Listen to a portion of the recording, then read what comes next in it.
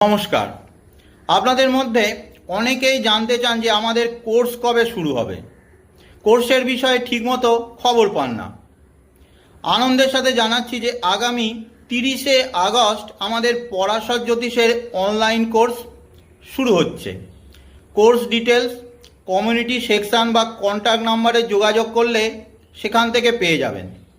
যারা জ্যোতিষকে অন্য এক দৃষ্টিকোণ থেকে দেখতে চান, আরও গভীরে গিয়ে রিসার্চ করতে চান, তাদের সকলকেই স্বাগত জানাই।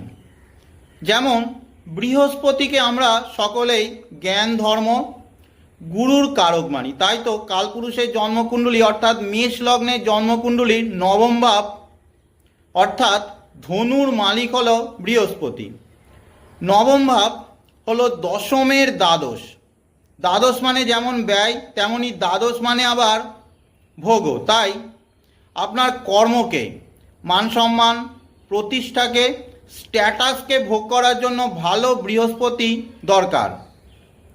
বৃহস্পতি আবার কালপুরুষের জন্মকুণ্ডলীর দ্বাদশ ঘর মিনেরও মালিক অর্থাৎ ফার্স্ট হাউস লগ্নভাব। আমাদের হেলথ, শরীরের সুখ ভোগ করার জন্য ভালো বৃহস্পতি দরকার।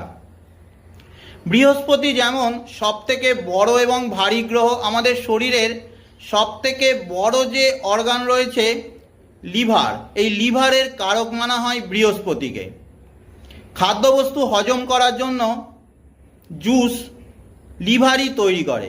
লিভার খারাপ হয়ে গেলে আপনার কাছে পয়সা থাকলেও আপনি খেতে পারবেন না। আপনার শরীর কর্মে সুখ ভোগ করার জন্য বৃহস্পতি ভালো থাকা অত্যন্ত জরুরি। আমাদের ঘরের মন্দির বা দেবদেবীর মূর্তিও বৃহস্পতি। বৃহস্পতি যারই লগ্নে থাকে লক্ষ্য করে দেখবেন যে এরা যেখানেই যাক না কেন কাছাকাছি বড় কোনো মন্দির, ধর্ম, তীর্থস্থান বা স্কুল, কলেজ, পাঠশালা থাকে। বৃহস্পতি সেকেন্ড হাউসে, সেকেন্ড হাউস মানে ফ্যামিলি।